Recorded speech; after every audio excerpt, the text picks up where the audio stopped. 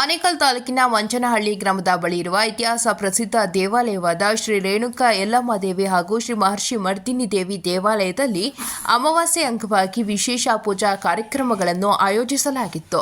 ಇನ್ನು ಅಮಾವಾಸ್ಯೆ ಪೂಜೆಯ ಕಾರ್ಯಕ್ರಮ ಅಂಗವಾಗಿ ದೇವಿಗೆ ವಿಶೇಷ ಅಲಂಕಾರ, ಪೂಜೆ, ಹೋಮ ಮತ್ತು ಉತ್ಸವ ಮೂರ್ತಿಯ ಮೆರವಣಿಗೆ ಮಾಡಲಾಯಿತು. ಇನ್ನು ಕಾರ್ಯಕ್ರಮದಲ್ಲಿ ರಾಮಯ್ಯ ಸ್ವಾಮೀಜಿಗಳು, ಸರ್ವೇಶ್ ಸ್ವಾಮಿಗಳು, ಮೋಹನ್ ಮತ್ತು ಸಹೋದರರು, ಪ್ರಬೋಧ್ ರಾಜ, ಬಾಬುರೆಡ್ಡಿ, ಮುನಿರಾಜು, ಪ್ರಕಾಶ್, ದೇವರಾಜು, ಮುರಳಿ, ಶ್ರೀನಿವಾಸ್, ಚಂದ್ರಶೇಖರ್, ಚಂದ್ರಾರೆಡ್ಡಿ, ಭಾಸ್ಕರ್, ಬಾಬು, ಕೇಶವ ಮೂರ್ತಿ ಮತ್ತು ಭಕ್ತರು ಹಾಗೂ ಗ್ರಾಮಸ್ಥರು ಭಾಗವಹಿಸಿದರು.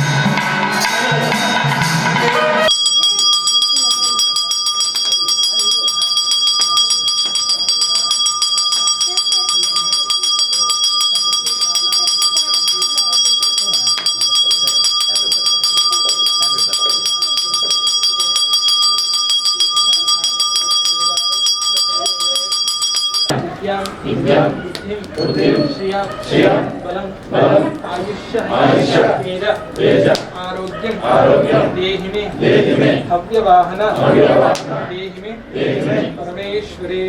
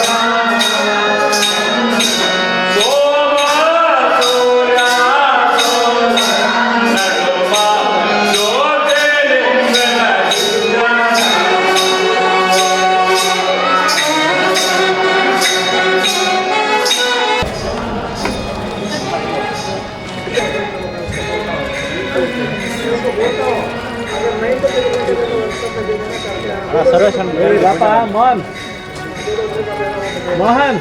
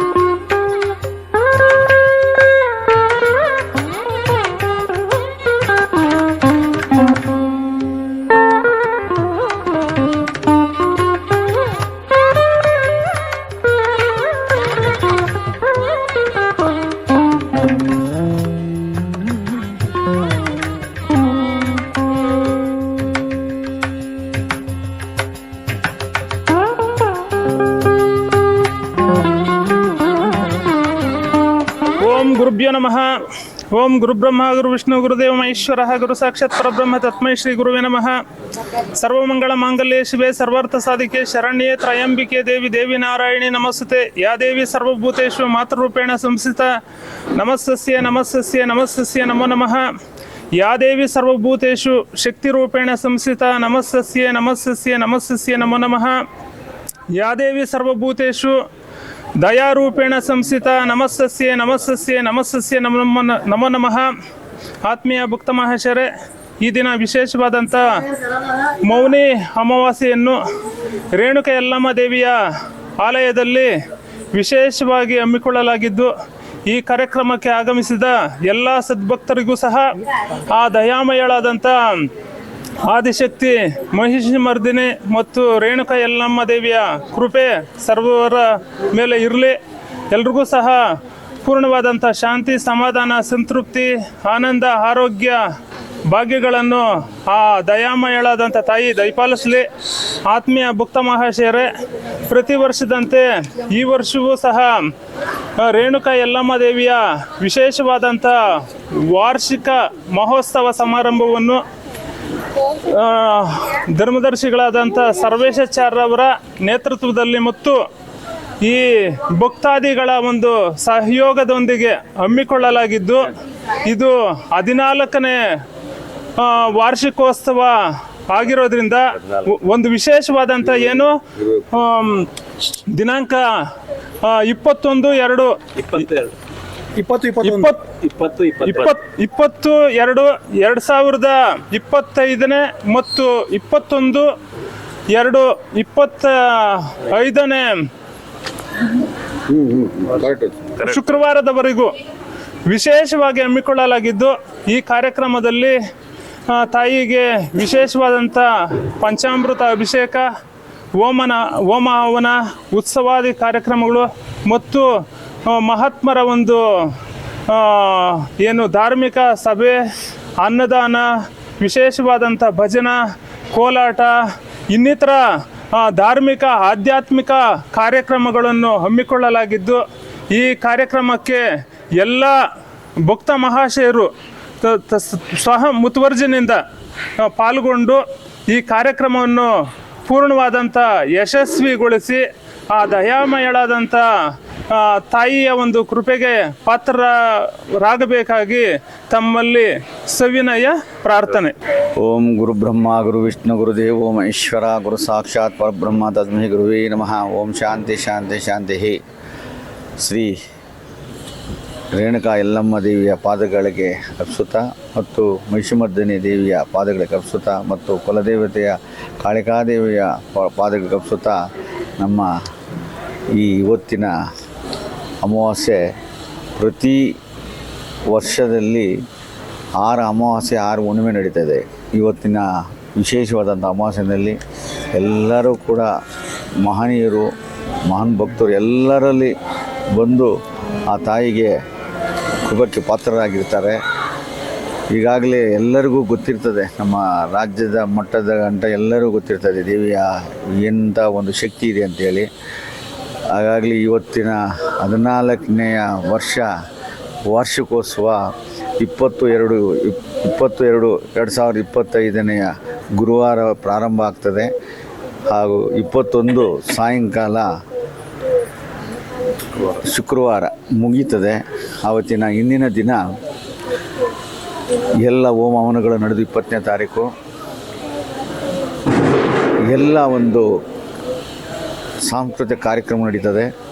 ಹಾಗೆಯೇ ಆವತ್ತಿನ ಮಾರನೇ ದಿವಸ ಎಲ್ಲ ಗುರುಗಳು ಸುಜ್ಞಾನಮೂರ್ತಿ ಸ್ವಾಮೀಜಿಗಳಾಗ್ಬೋದು, ಎಲ್ಲ ಗುರುಗಳು ಈ ಕ್ಷೇತ್ರಕ್ಕೆ ಪ್ರತಿ ವರ್ಷದಂತೆ ಈ ವರ್ಷವೂ ಕೂಡ ಬರ್ತಾರೆ.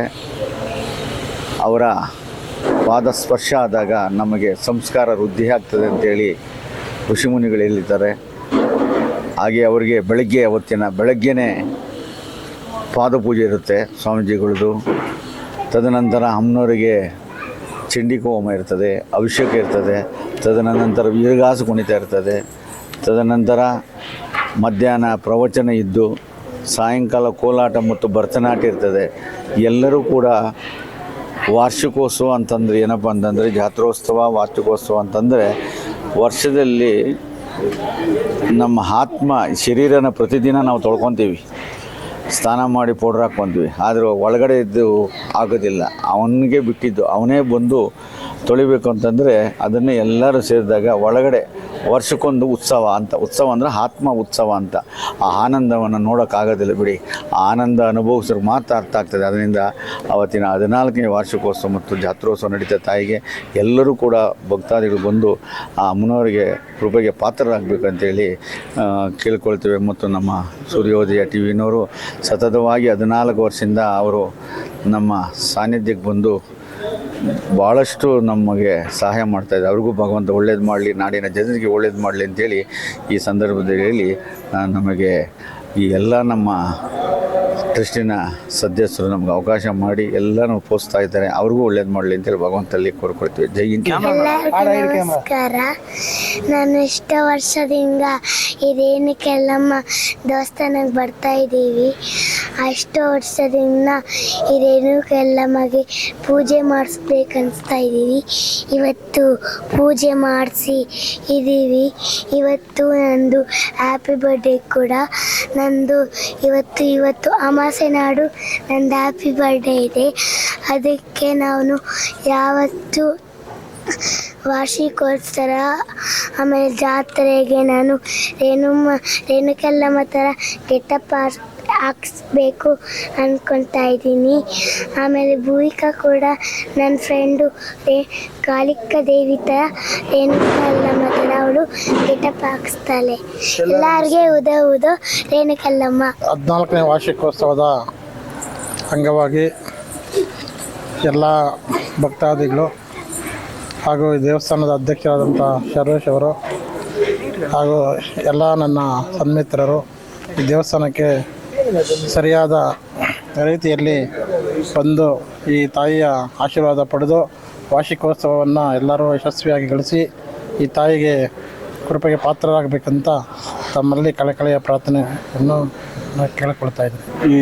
ಈ ದೇವಸ್ಥಾನ ಏನಂದರೆ ನಾನೊಂದು 4-5 ವರ್ಷ ಈ ರಸ್ತೆಯಲ್ಲಿ ಹೋಗ್ತಾ ಇದೆ.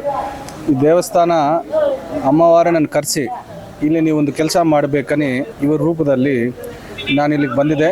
ಒಂದು ಕೆಲಸ ಮಾಡ್ತಾಯಿದ್ದೆ. ಇದು ಅಷ್ಟು ಸಾಮಾನ್ಯ ಸುಲಭವಾಗಿ ದೇವಸ್ಥಾನ ಇಲ್ಲ, ಇಲ್ಲ ಮಹಾಶಕ್ತಿ ಇದೆ. ಇದು ಹೋಗುವಾಗ ಜನ ನೋಡ್ತಾರೆ ಏನಂತ. ಈಗ ಒಂದು 200 ಜನ 300 ಜನ ಬಂದಿದ್ದಾರೆ. ಹೋದ ವರ್ಷದಲ್ಲಿ ಥೌಸಂಡ್ಸ್ ಲ್ಯಾಕ್ಸ್ನಲ್ಲಿ ಇಲ್ಲಿಗೆ ಜನ ಬರ್ತಾರೆ. ಭಾಳ ನಲ್ಲ ದೇವಸ್ಥಾನ, ಎಲ್ಲರೂ ಬರಬೇಕು. ಅಮ್ಮನ ಆಶೀರ್ವಾದ ಇಲ್ಲೆಲ್ಲ ಬೆಂಗಳೂರು, ಹೊಸೂರು ಸುತ್ತಮುತ್ತ ಗ್ರಾಮದಲ್ಲಿ ಇರಬೇಕని ನಾನು ಅಮ್ಮನ ಪ್ರಾರ್ಥನೆ ಮಾಡ್ತಾಯಿದ್ದೆ. ಈ ಸರ್ವೇಶಣ್ಣ ಅವರು ಇದಕ್ಕೆ ಬಾಲ್ಯ ಸೇವೆ ಮಾಡ್ತಾಯಿದ್ದಾರೆ. ಇವ್ರಿಗೂ ದೇವರು ಚೆನ್ನಾಗಿ ಮಾಡಬೇಕು. ಇವತ್ತು ಈ ದಿನ ಸ್ಪಾನ್ಸರು ನಮ್ಮ ಮೋಹನ್ ಅವ್ರಿಗೂ ಅವ್ರ ಫ್ರೆಂಡ್ಸ್ಗೆ ಎಲ್ಲರೂ ಚೆನ್ನಾಗಿರಬೇಕು.